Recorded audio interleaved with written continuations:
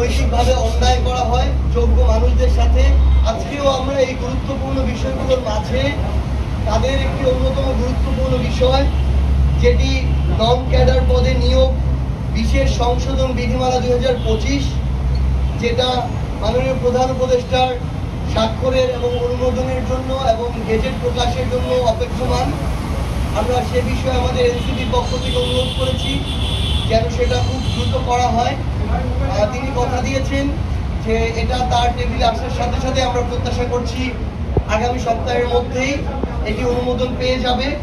পাশাপাশি আমরা জনপ্রশাসন মন্ত্রণালয় থেকে পিএসসিতে 43তম বিসিএস এর যে নন ক্যাডার প্রার্থীদের জন্য অধিযাচিত পদসমূহে যেগুলো রয়েছে নন ক্যাডারে, সেগুলোতে যেন দ্রুততম সময়ে এই তাদের সুপারিশের জন্য প্রস্তাব করা হয়।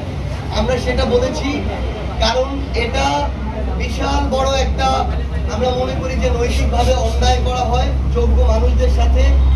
একজন মানুষ এবার শিক্ষা ক্যাডারে সুপারিশ প্রাপ্ত হয়েছে, পরের বার তিনি অন্য একটা ক্যাডার প্রত্যাশায় যখন আবার পরীক্ষা দেন কিন্তু পুনরায় শিক্ষা ক্যাডার পান, তখন তিনি সিনিয়রিটির জন্য পূর্বের ক্যাডারেই থেকে যান, শিক্ষা ক্যাডারেই আগের যে নিয়োগ সেটাতেই থেকে যান।